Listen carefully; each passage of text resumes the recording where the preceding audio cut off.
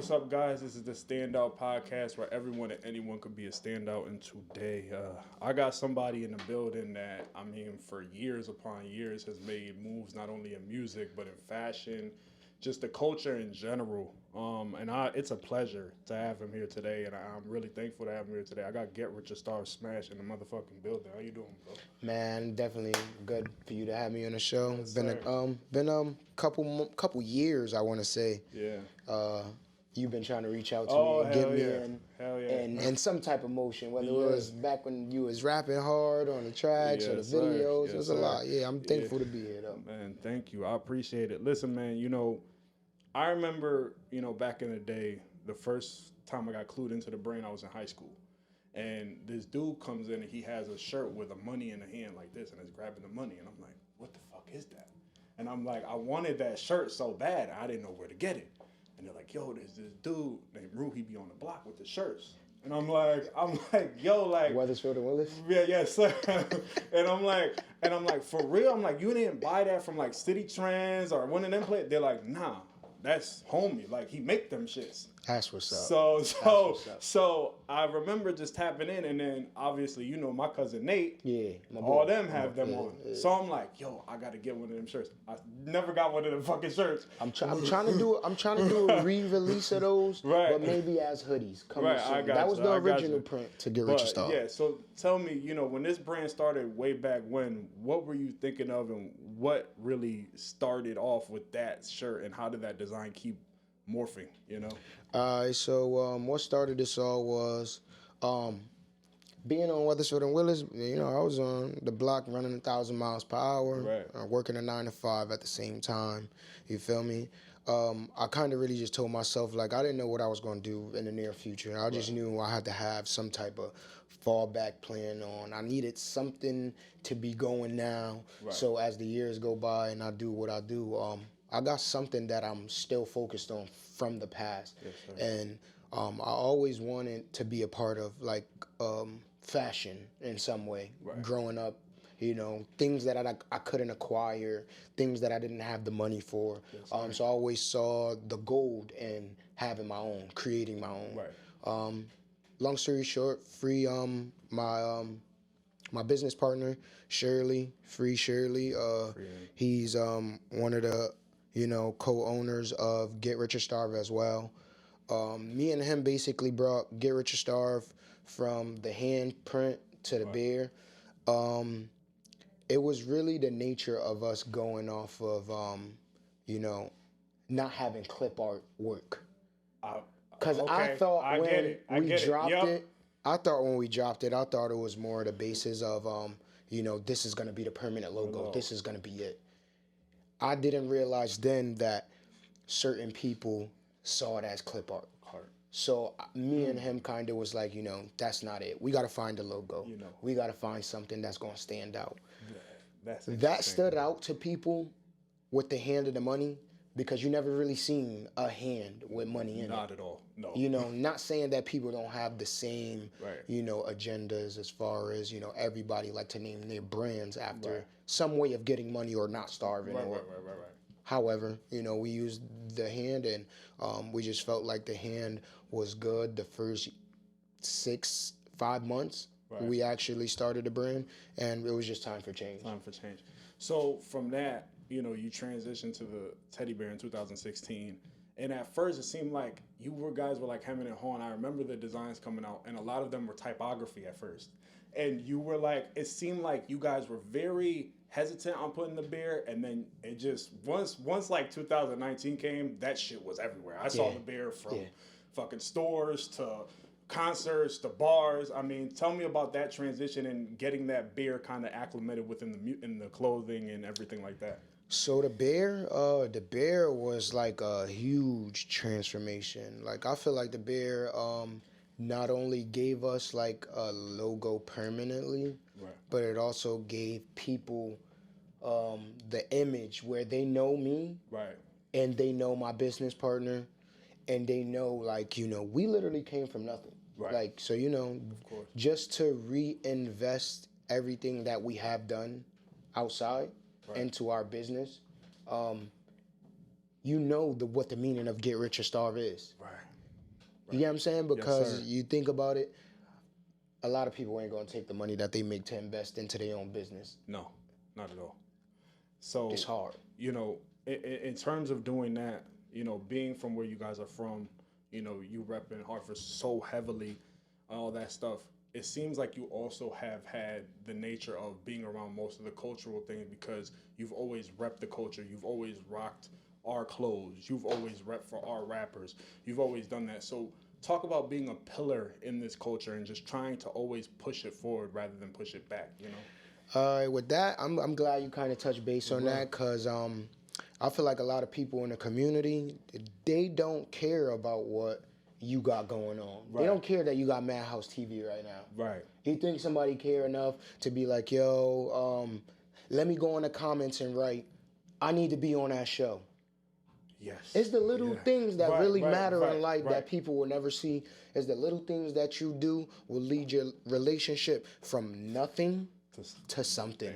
Mm-hmm. You get what I'm saying? And I have plenty of people that, not saying I might financially have a little more than you. Right. But resourcefully, you might know more than I know. You're able to get me to a place that the person that's sitting behind my back talking about me can't bring me because they're not focused on being my friend or figuring out what I have going on. Or, okay, you seeing what I got going on. Let me see what you got going on. How could I bring my business to your business and make us as one? And I kind of learned a lot from Splash. Shout out my boy Splash. You feel me? Wow. He's been a lot of the things that I've learned, and when it comes to community, Splash has taught me. Yeah. So I just take the things that he learned and put them in my own way. Splash is the community for, you know, making sure people straight. I'm looking at the people that's, you know, they got like they don't have a name. Right. But they should have a name. Have a name. They don't got the audience to certain people. But, you know, through me, certain people is gonna look at them now. I got you. You get what I'm saying? And I love the energy when I see certain people building relationships with people that I helped them become somebody, like you know, a unit or whatever it is they got going on. A lot of the local music and the local clothing I support 100% because again, I feel like I've done it myself. Right. I've went inside, you know, Louis Vuitton and spent $1,800 on this, or went in Balenciaga and Micah Mary, and I have those items that I still think about today, and it's like, it's okay to treat yourself. Right. It's okay. It's okay. Of course. But one thing I'll never do is go against the people that I see working hard for things that, you know, it's not given. Right. Because nobody gave me nothing that I have. Yes, sir. I had to put, you know, these things, these details, these resources, I had to put them all together. Yep. You know what I'm saying? Like, yes, sir. And if I didn't put them together, I wouldn't be half of the person I am today. Right. And that literally comes from the power of a conversation. Yeah. And I think, you know, that's the most important thing you touched on is the power of a conversation can go such a long way, because I feel like in a lot of ways too, I didn't even know a lot of this stuff until I started following you, Karan, all this music, and started going to the shows that you guys were posting, started doing the stuff that you guys were doing.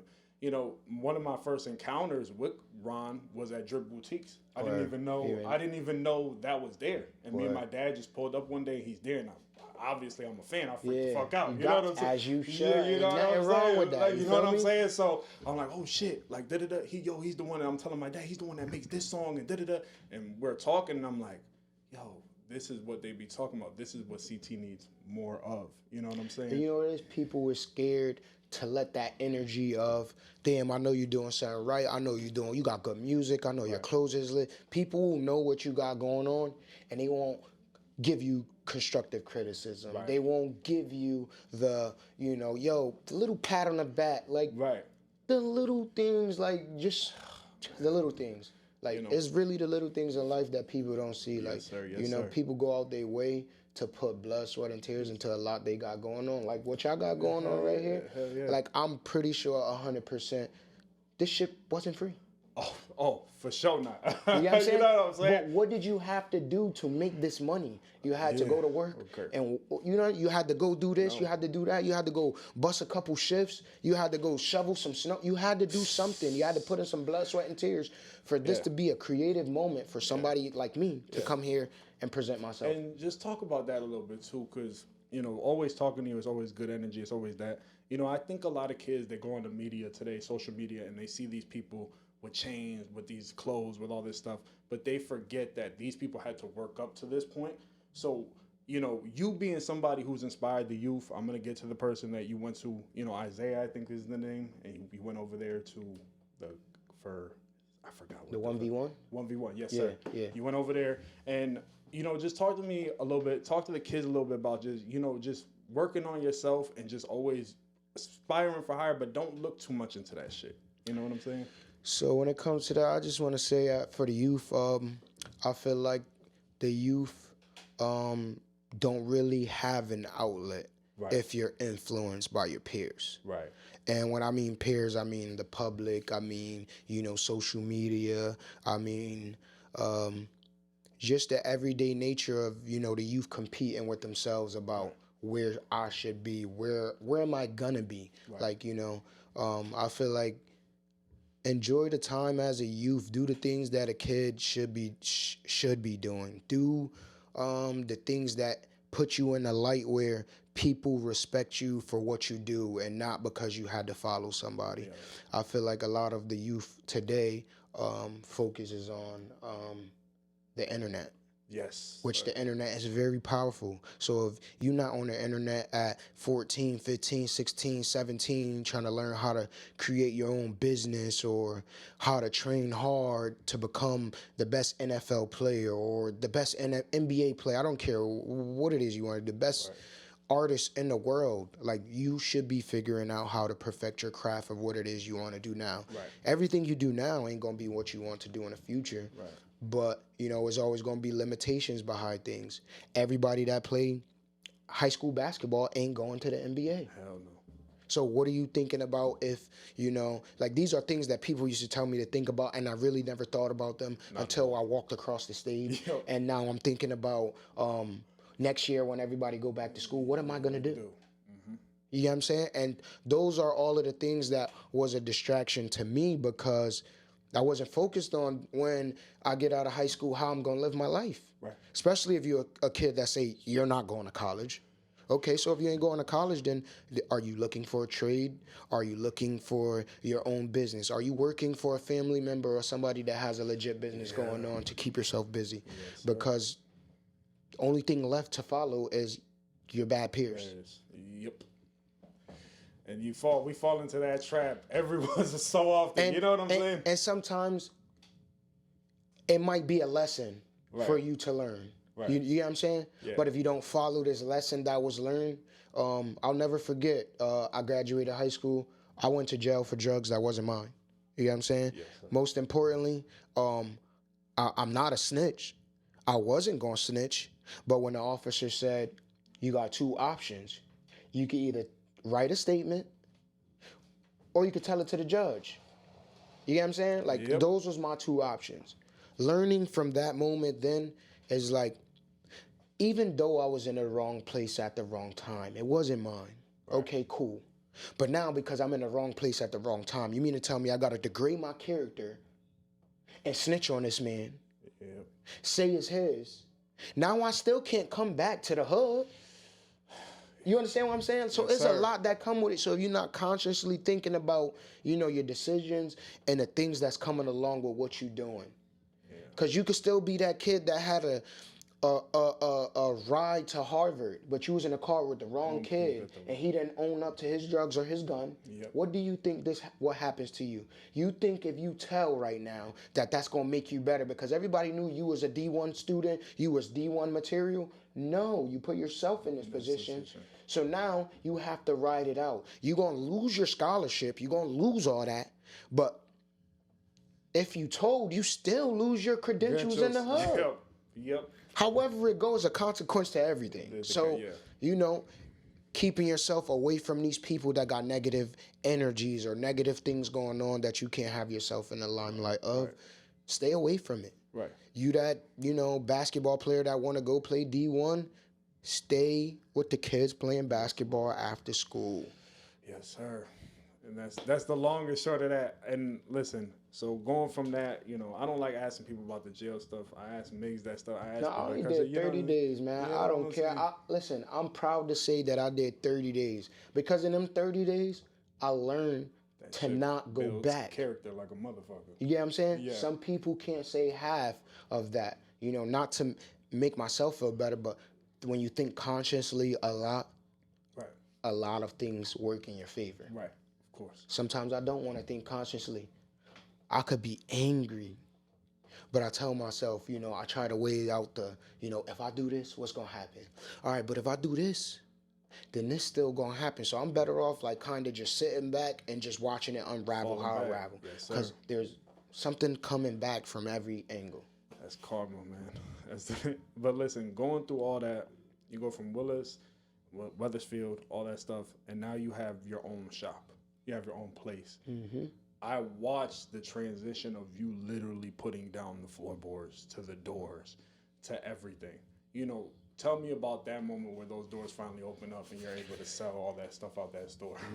So that moment right there for me, that was a very big moment of my life. Yeah. And I think I started taking a lot more things seriously when I realized that, I wasn't a block boy no more. Right. I wasn't on a block. I wasn't waking up 7 a.m. to go to the block. I wasn't, like, maybe the first month, 2 that I had it, I had to literally tell myself that, I can't wake up every day, go to the block, then come open my store. I might mess around and bring my traffic from the block to my store, and that's not good traffic. So it's a lot I learned opening a store. I literally had to learn how to maneuver around my outside character of owning a store, and then also having this image that people know I own this store, but I'm outside enjoying my life at the same time. Right. So I had to learn that even with me going through the process of getting a store, I just realized it was always a new headache. Yeah. It was always a new headache. People don't tell you that, though. You know what I'm saying? So it's the little things that certain people won't see, just getting the store and spending the amount of money that I invested into my business to see now today. I feel like I made a ground point in Connecticut where a lot of people have the opportunity to be a part of. But everybody's so stuck up in their own ways. Yeah. Everybody thinks they're bigger than the next person. Yeah. And when it's not really about you thinking about you being what have you done? Right. What have you done to, say you've done this for this person, or you can't claim, let the people claim. That's like what Lil Baby said, I don't call myself the GOAT. I let people call me it. You get what I'm saying? I don't need to call myself a GOAT, because at the end of the day, I got people that give me stories and I don't know them. You get what I'm saying? The people that give me a story, they meet me one day and they're like, oh shit, I didn't even know that. Thank you for telling me. What's your Instagram? Right. All right, now I'm in contact with you now. Right. Now you know what I'm saying? So it's the little things in life that I appreciate more. And I realize that a lot of people see, the progress of what I got, and they know it's not easy. Right. It's not easy. Yeah. There's no blueprint. It's not easy. It's no blueprint. Mind you, I had an employee. Right. You know what I'm saying? And I'm paying my employee out my own pocket, like my own revenue, my own clothes that I pay for to put in my store. So, when you start thinking about a lot, like there's trials, there's error, there's trial and error to a lot. Yeah. You get what I'm saying? It's just about the consistency in the end. Yeah. Because I remember when I gave up my second, third year of having a clothing line, but not having a store or not having certain things or not having the right resources that I have today with my clothes. You look at my clothes today and look at my clothes when I first started, you automatically like, whoa. Well, exactly my point. Whoa, what happened? Right. You know what I'm saying? So I think about it a lot, and I just feel like, you know, with the store that I got, I feel like I'm making enough noise, but I feel like I don't have the right support system coming from Connecticut, especially from the person like me that helped plenty of people. I don't need to call no names. I don't need to, you know, there's a lot that I don't do that I'll let the people speak for me, and they'll tell the person that they're behind this interview, watching the interview, like, oh, I know exactly what he's talking about. Yeah. You get what I'm saying? Because there's a lot. But, you know, again, it's not to be judged. It's just, that's what it was.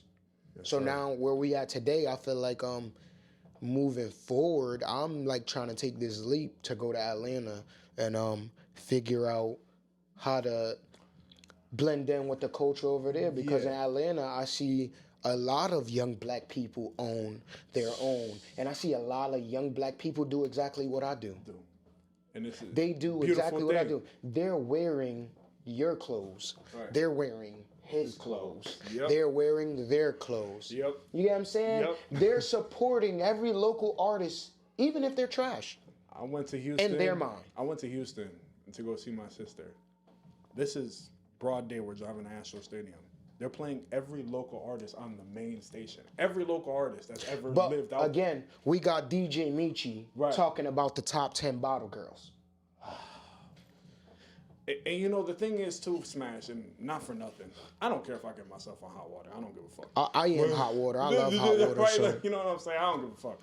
I just don't like, whether it's a tease, a gimmick for the community to make their ha-ha-ha's. Right. Bro, you got real people doing real shit from the community that has no lane. That has, even if it was you putting a joke of the top 10 artists that was never artists for people to joke about the artists.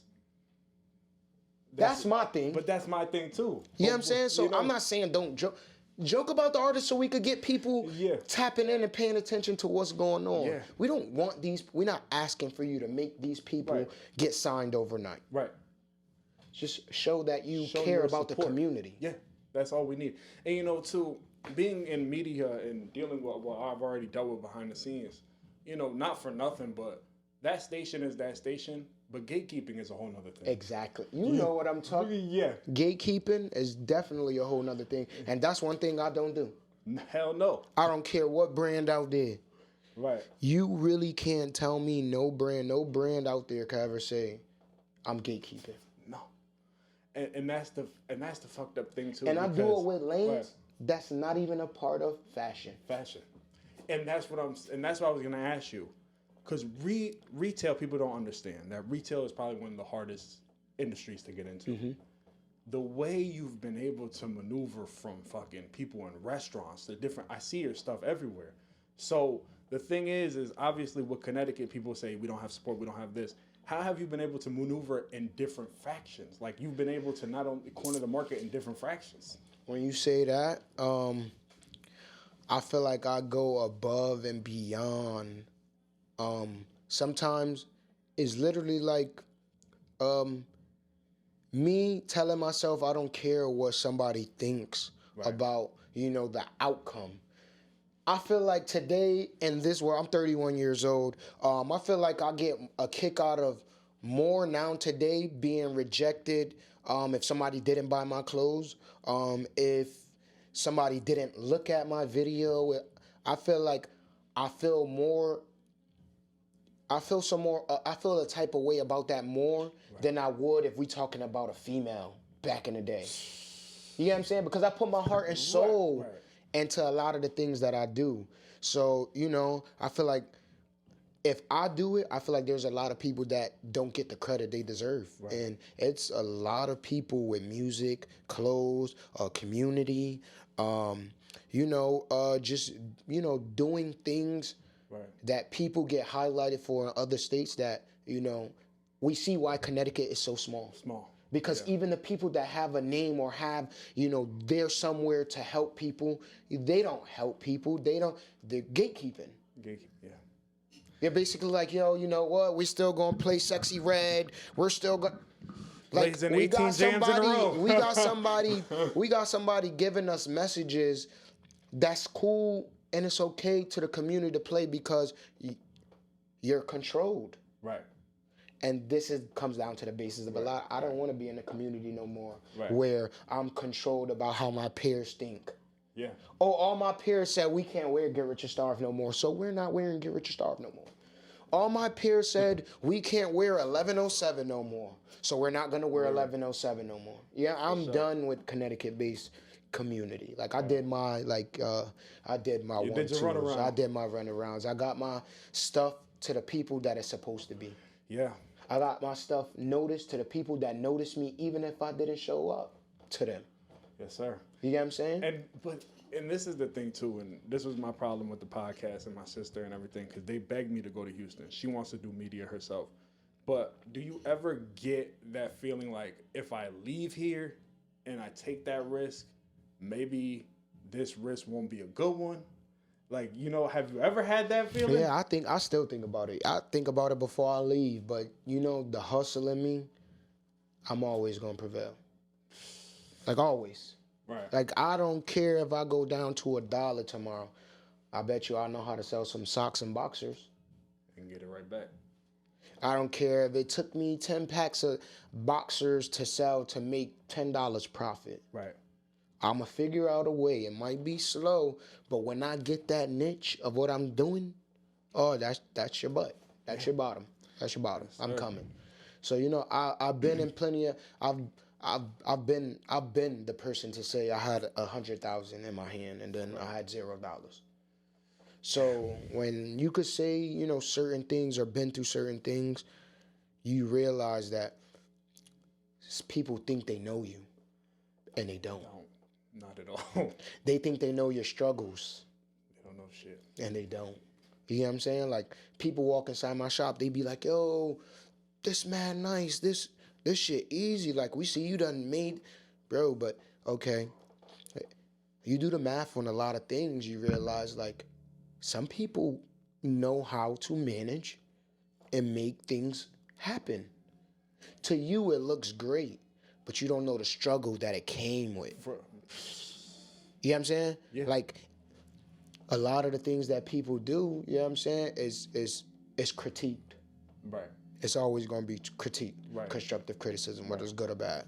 But I just feel like, people ain't going to give you what you want unless you go out and get it. Right. So a lot of the people that respect me for who I am is because they see me go out and come from nothing to something, as opposed to the average person who just see me today and like, oh yeah, you got this, you got that. Yeah, I heard about you. You've been no, but you don't know like my real negative side or the things that I went through to be here.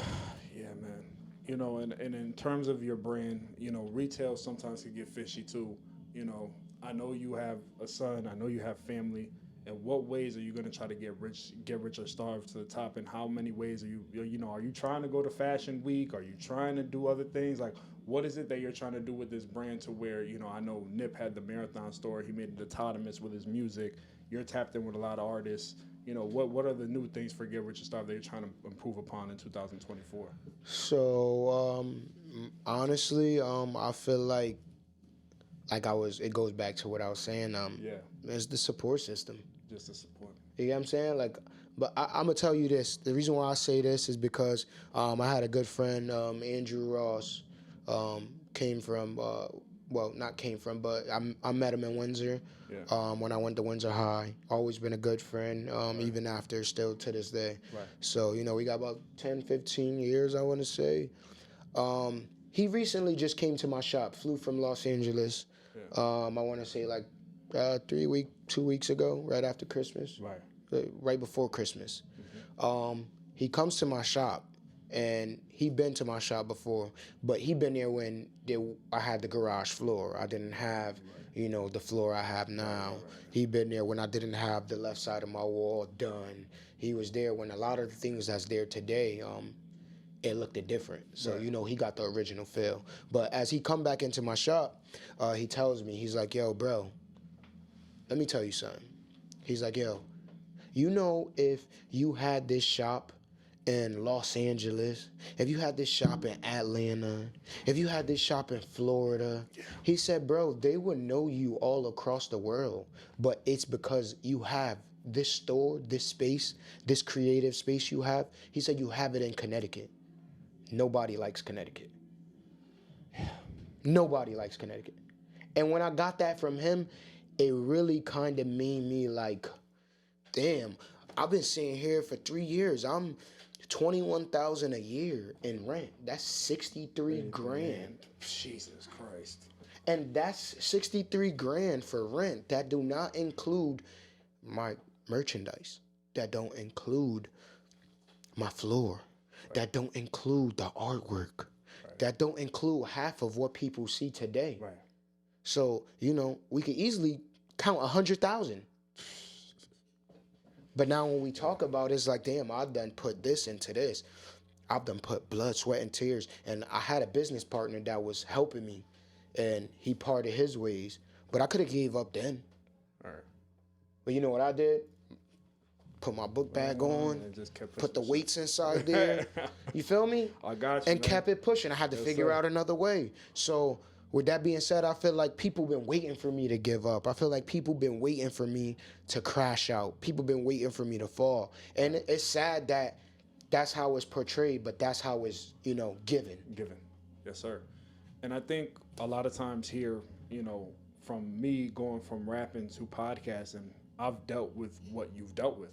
You know what I'm saying? I have rappers come in here and be like, yo, you know, you was never good as a rapper, but you got this shit. And it's like, oh, like, but you've been waiting for me. You like, drop a song in 3 weeks and it's playing on the radio. Now you back my boy. Now you back, right. You know what I'm saying? So I definitely feel all that shit. But listen, man, you a hustler by trade. You're teaching people things. Mm-hmm. I love that. Mm-hmm. I love the fact that you're not only, you know, obviously there's a lot of hate here, but you keep trying to push the good. So, you know, give a little recap of what you're teaching the people, these one-on-ones, these things, and things you're trying to bring to these people out here in Connecticut. So with the 1v1, I didn't mean that. But I'm basically giving people the outlet, an outlet that is hard to get. I could tell you a couple things about a couple different people who tried to start their own process or got a message from somebody from Pakistan or got a message from somebody from China and they said they could make the clothes. All you need to do is send out this and that. There's a lot of those. There's a lot of people that work in-house of the same manufacturer. So I might go through your friends list, make a whole new page, and I know you're one of the clients actually spending money. I mean, you're the actual person that got clients spending money with you. So I'm going on your page, following people, following them, telling them I could get you this. And what I do is I keep your money when you send it from a different page. And now you stuck because you're learning to start a process and a gig that's overseas. Yeah. When you could do anything hands-on. Right. But even the hands-on thing is hard because you're not getting cut. So everything that I get made from, you know, literally cotton to sleeve, cotton to hoodie. Like everything gets made by the piece and then stitched together. Nothing gets like, this isn't a blank. This isn't a blank that I'm just getting and I'm printing on or stitching on. No. So I've basically been trying to get people to, you know, that don't have an outlet or this is what they want to do. I'm charging people right now $250. I didn't update the price yet like I did with the embassy rentals for the store. But I'm charging people $250 if you don't have the resources. Gotcha. And that's just for resources. Put it like this. I paid to get my resources. And even with me paying to get my resources, I had to find this resource 7-8 years later, which is not the same resource that I paid for. Yeah. So everybody ain't gonna give you, you know, the right outlet. Everybody ain't gonna give you the right graphic designer.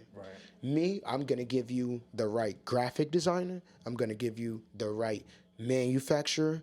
I'm going to basically put you in position that only problems you could have today moving forward as you stop doing business.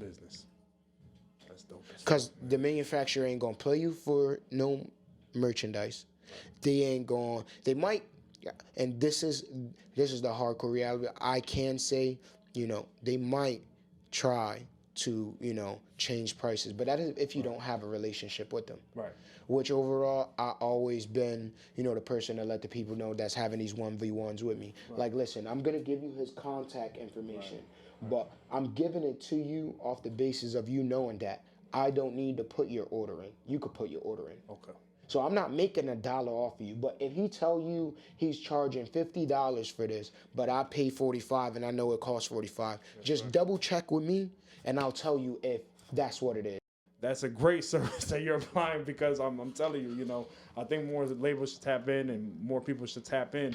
The embassy as itself, bro, that's also just another dope thing that, you know what I'm saying, that you're doing for the people, parties and, just a whole bunch of shit that you're doing over there. So talk to me about the embassy rentals and just to the people at home, because I think a lot of people need spaces like this to podcast, to have shows, to things like that. I got DJ Rome and Two Time in my space right now. They're going over there. Gotcha. They're doing what they're doing, but I want my space to be a creative space for creatives. Right. I also have the space.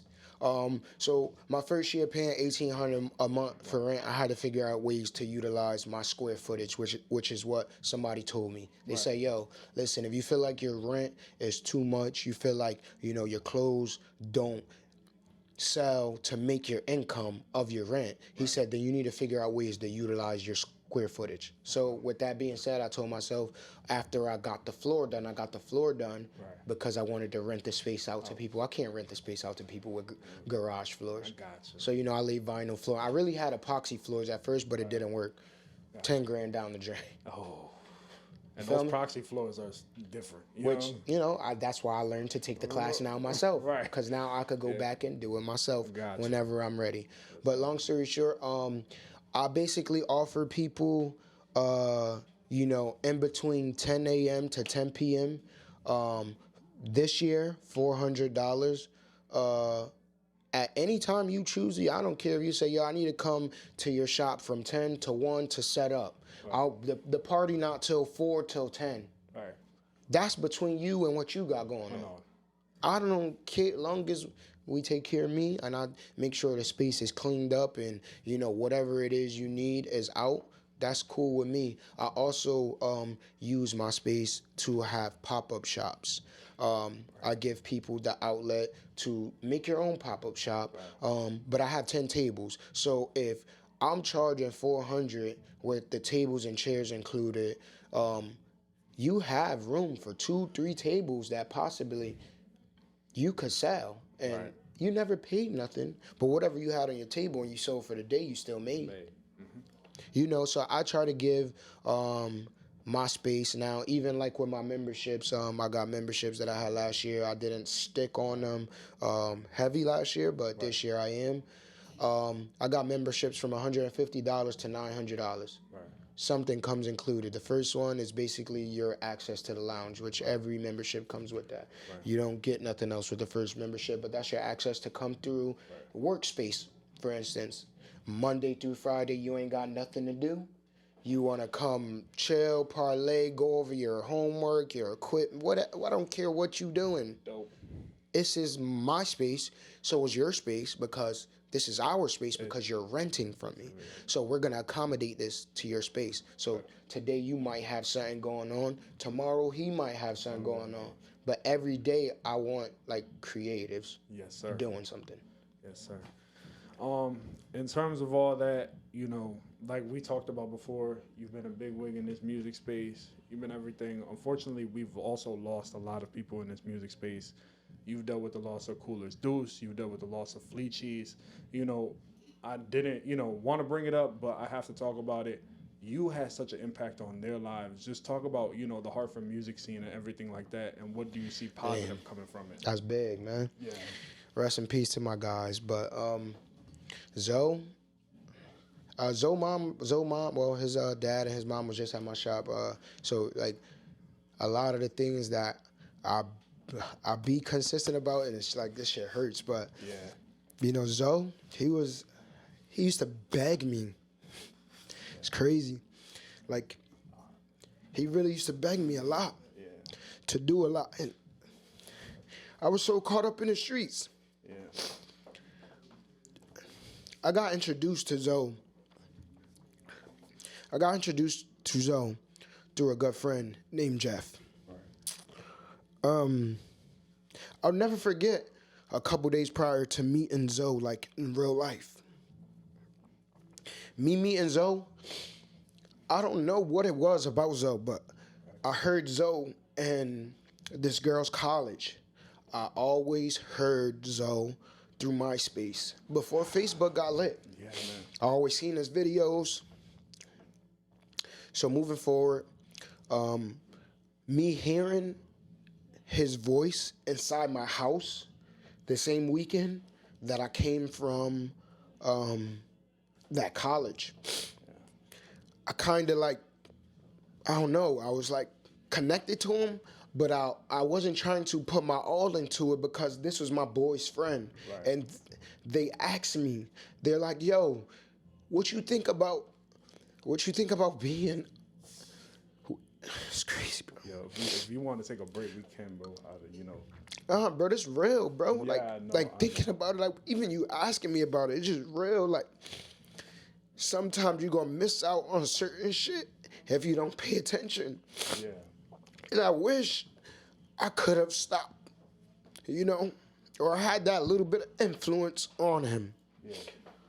Let me just get myself together just for a second. No problem, I apologize about this, bro, but that shit really touched me, man. My bad. I wanted to ask it because you the one that brought him to me. You know what I'm saying? That's what I'm trying to say, bro. That's why I was like, Nah, but just hearing that, man, like that weekend coming back and like I came back that weekend from hearing Zoe, and I hear all these kids in the college. They was going hard. It was at Franklin Pierce University. I'm hearing all these kids go hard to him. I'm walking by a dorm room. I hear his music, and I'm like, yo, that's a kid from the hood. Like, I know him, but I couldn't put the face to the music. Right. So when I go back to my friends, at the time, I go to her college dorm room, and I'm like, yo, what's that kid that they're playing? She's like, yo, you don't know him? She pulls the video up, and I'm like, oh, that's why. I remember who it is. The West Hartford video that he had at University of St. Joseph's. Yeah. The video that he made there that day, I remembered it. So when she showed it to me, like, I'm like, damn, Holmes, mad talented. Like, mind you, I don't know him, but I know him. We had each other on Facebook. MySpace. Maybe 3 days after this, I go to my house. My boy, he has Zoe in my crib. Holy shit. So, like, it's really a lot to it. Like, a lot of people don't know why I go so hard or like have that feeling about Zoe, because Zoe used to tell me all the time, yo, bro, I'ma blow your brand up. Bro, let me make this video. Bro, come on. And I used to tell him, bro, when I get a chance to, I got you. I'll never forget the first time I even brought Zoe to the trap with me. He had this idea that stuck with me in so many ways that next weekend, I was so fond of the idea that he had going on. A couple of my guys like, yo, let's go to fucking Washington, D.C. Let's go up there. And I'm like, you know what? He's like, Zoe going. Right. And I'm like, say less, I'm going. Like, I knew who Zoe was the minute that I met him, and he kept begging me to blow my brand up. And just to see the nature of how his music wasn't cared for only to a certain type of people. You get what I'm saying? So, and I was one of those ones that when I first heard his music, not that I didn't like it, but I thought about rap. I didn't know his level of music, where it was gonna go 3 years from the first time I heard it, or 2 years from the time I first heard it. Fucking insanity. So, to see, people literally blow up. Yeah. And not cater to the person he was or the nature of what he had going on. You got a lot of kids that was influenced by him still today. A lot of kids that I didn't know how powerful this man was until we went to Washington, D.C. We went to Virginia. We in Virginia. I walk into the gas station first. Zoe walks in behind me. The white guy looks over my shoulder and he goes, "Gangstalicious?" Are you fucking kidding me? Zoe, Gangstalicious. And immediately I'm like, holy shit. Like, Zoe, how you know him? He like, bro, I don't know him. Like, he know me. And I'm like, the guy, look at he, like, he's singing one of Zoe's songs. And I'm like, oh, this kid is real.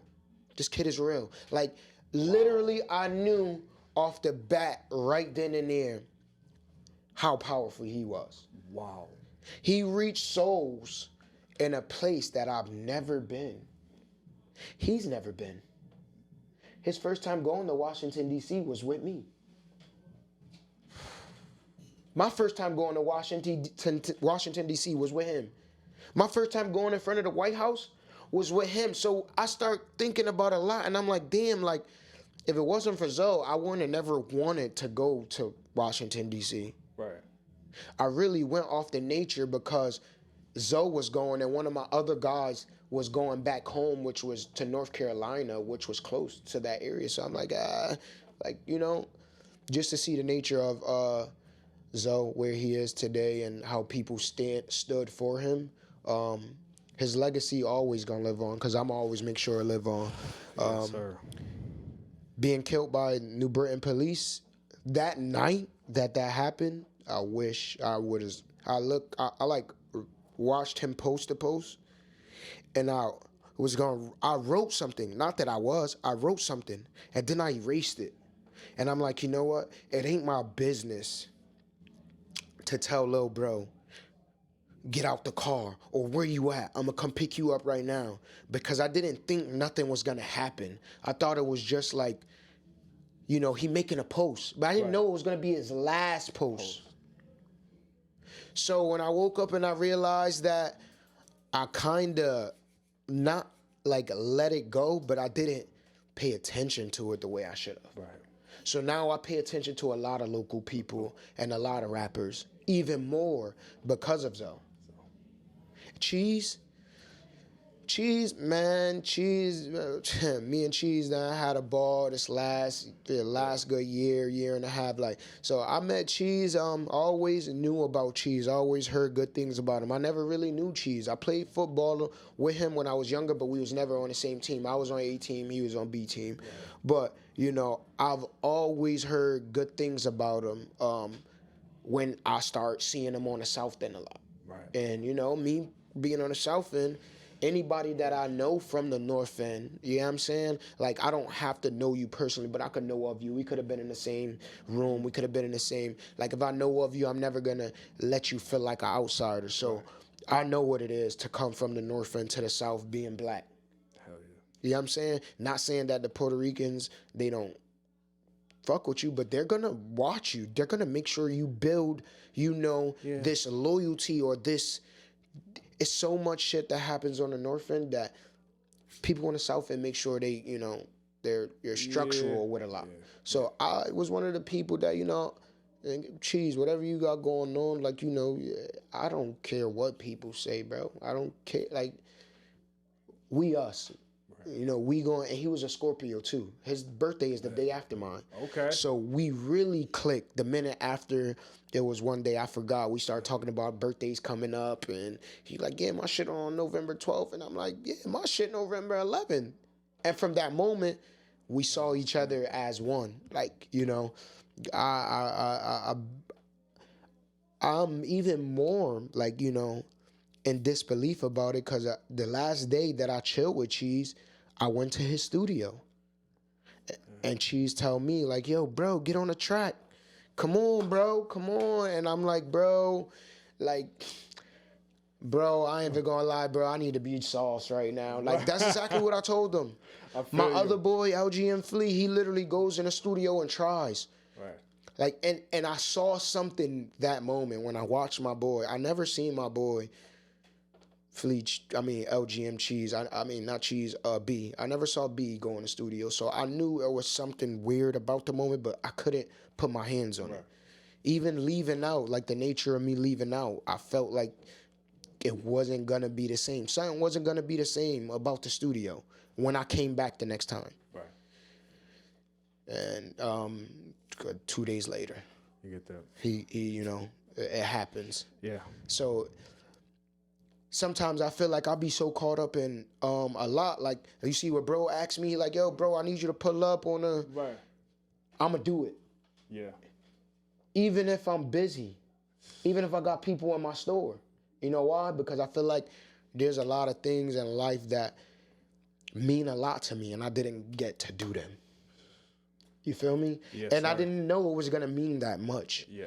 But, you know, as you grow and you get older, you realize there's a lot of people you don't take for granted. Yeah. Man, that story is just crazy, man. But, you know, the question off that I have to ask is Spooky. Spooky is another one of them songs that the first time I heard it, I'm at my Willis house on the south side, and my cousin AJ pulls up in his hoopty, and I hear the block getting spooky, head to the streets, I know the men's trying to goof. I'm like, who the fuck is that? He goes, yo, that's Smash and Ron. I go, that's us? And they're like, that's us. And I'm like, holy shit. So, I mean, I don't want to ask you how the song came about. No, you could ask me. You know what I'm saying? I'll tell you. I'll tell you. That song just blew up, and it was one of the ones that just... So, with that song, let's just say this. I didn't even know I was going to rap that night. I just so happened to be in the studio, and like I said, I always like to be a part of people music. I don't care. Even if I'm just in the background, just telling you, yo, be a little louder. Really can't hear you. Right. You feel me? So I just so happened to be in the studio, and because people know that I used to rap back in the day, 2008, 2007, I remember 2009. the freestyles on MySpace. You feel me? Like, I wasn't even all that. Yeah. I just felt like I was trying to start somewhere then. Right. So this time, when I got asked, Ron asked me, he's like, yo, hop on this track with me. And I'm like, you sure? Like, I kind of thought about it, but I was drunk. So I'm like, God, fuck it. Yeah. Like, that's what happened. Like, which goes back to the cheese shit, where I'm like, if he would have asked me when I was drunk, I would have hopped on it fast. I feel that. So I think about it a lot. Like, Ron asked me, and I'm like, fuck it. You know what? Let me start writing. So now we replaying it, and Ron verse, his hook, everything, the whole shit was fire. Right. Fire. And I'll never forget even having the opportunity to be a part of the track with Ron, knowing how talented he was. It was like, you know what? Let me try to go back and try to rap again. Right. So I go back and let me try to build off this spooky vibes. I just really couldn't see myself in the nature no more, because Spooky really taught me a lot. Spooky taught me that I could have been somebody. That's you get what I'm saying? That's like a bit, yeah. So I was not the main artist. Right. But the amount of credentials and credits that I got from people, even down to people that look at me today and they really only know the Spooky track by me. I have tracks that I've never put out. Only my closest, friends have heard. So when I hear it, it's like I've never been the person to really want to go, mainstream. I'd rather be in the background for the people that got life to want to go mainstream. Right. I don't mind helping you. I don't mind giving you the extra push. I don't mind what it is, because at the end of the day, I'm about us. Right. So I feel like I've done enough. I've done enough to put myself in position however I get there, whenever I get there. Right. A lot of people don't have what I have. For sure. So, taking a step back from Spooky, I really learned that I got a bunch of people around me that's going to be lit. 100%. All I need to do is make sure I support them. The support is what it comes down to. You get what I'm saying? And that's the basis. Day, like, no support, none of us gets nowhere. Nowhere. Like, we could have a bunch of strangers support us, right? We got a bunch of strangers supporting us, but we got people walking by us every day, every minute. And they don't even care to ask, yo, how was that last podcast that you had? They don't give a fuck. And this is before I end with the question I'm going to end with. Smash, it's funny because before you came in here, I was talking to my boy Brandon. And at YTH Fest, I was away from the crowd. And he said, who is that guy that came to find you and say hi? I said, that's Smash. He's the one that owns the clothing brand. He said, man, you got to get that guy on the podcast. I said, he's coming. He said, are you fucking kidding me? I said, yeah, he's coming to the podcast. He said, those are the people you got to interview. Those are the ones. He said, yeah, and I tell you, everything that just happened on this podcast, right. I want you to post it, not post it on behalf of people thinking that, oh yeah, he's trying. No. That was, I can't even believe myself right now that kind of touched me so much that I just cried. You know what I'm saying? Yeah. I don't think I've ever been on anybody's podcast before and actually damn near dropped the tear or barely could talk. Like, that really was a moment that was captured. Yeah, man. I think, I think that's what I'm trying to do with this podcast. And, I think the last question I gotta end with for you, Smash, is obviously you got Get Rich or Starve. You got a lot of people popping around you. What's one thing for yourself internally that you want to improve on? Because obviously you have the brand, you have all this other stuff going on. But as a person, what would you like to improve on in this new year and just try to better as yourself? Honestly, one thing that I really want to improve on myself is time management between my family, my immediate family, and then my extended family. I feel like I'm the person everybody look at. Right. So with me being a person that everybody looks at, I feel like I don't have the time. And not that I don't feel like I have that. I shouldn't say that. I feel like I'm not able to enjoy my time because a lot of the time that I'm, giving away as far as when it comes to me, putting these dollars or putting things in my personal gains, personal goals, I feel like I'm still the person that has to go back and cater to people problems. I'm still the person that has to go back home and fix people problems. Yeah. I'm still the person that, even if I can't fix your problem, you're going to come to me and tell me your problem.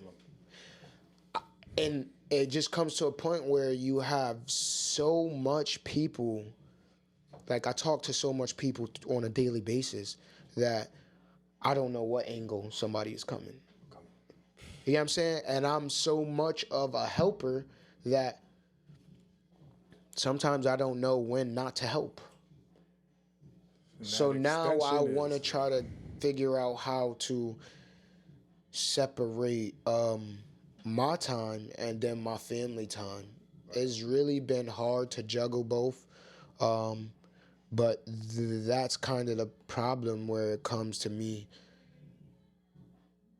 being who I am. Right. Learning these relationships in different fields. And then another thing I feel like, family wants you to support them, but do family support you? Yeah.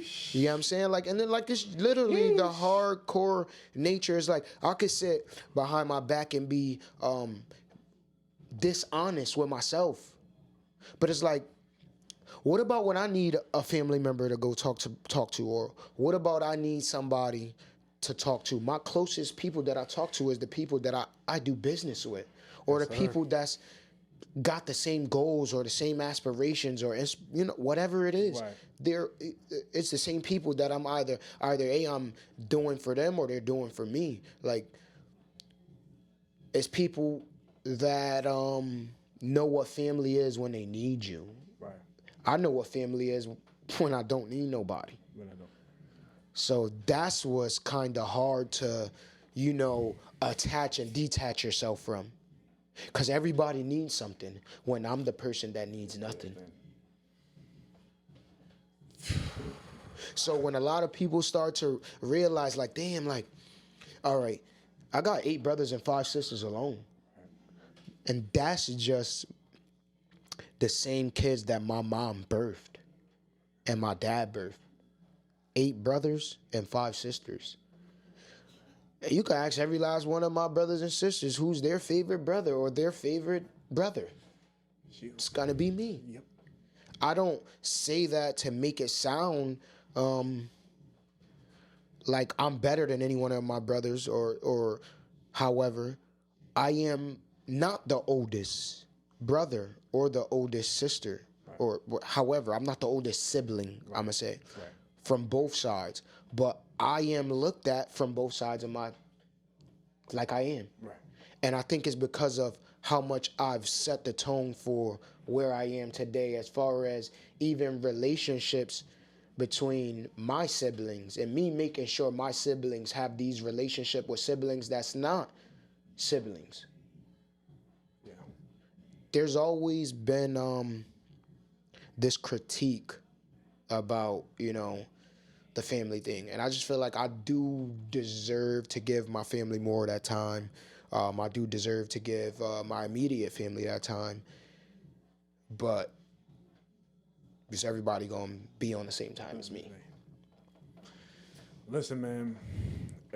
Smash, like, I appreciate this more than you could ever believe. I'm starting in this shit. You've done nothing but support me. You know what I'm saying? So I ain't gonna do nothing but it, man. Support you. I'm even gonna get you a couple more people to come follow up behind me. Listen, man. If you could do that for me, I'm gonna do the same as much as I could possibly do. Smash, man. Get Rich or Starve is the brand. You gotta remember the brand. You gotta remember the name. You just saw basically history here tonight. You know what I'm saying? So this is the Standout Podcast where everyone and anyone could be a standout. And today I had Smash on here. We love y'all. Make sure y'all pop up on Standout TV. Or should I say it one more time? Standout Podcast, yes. Madhouse TV. Make sure you go follow him. Tell them where they can follow you at. You can follow me on Instagram at Get Rich or Starve Smash.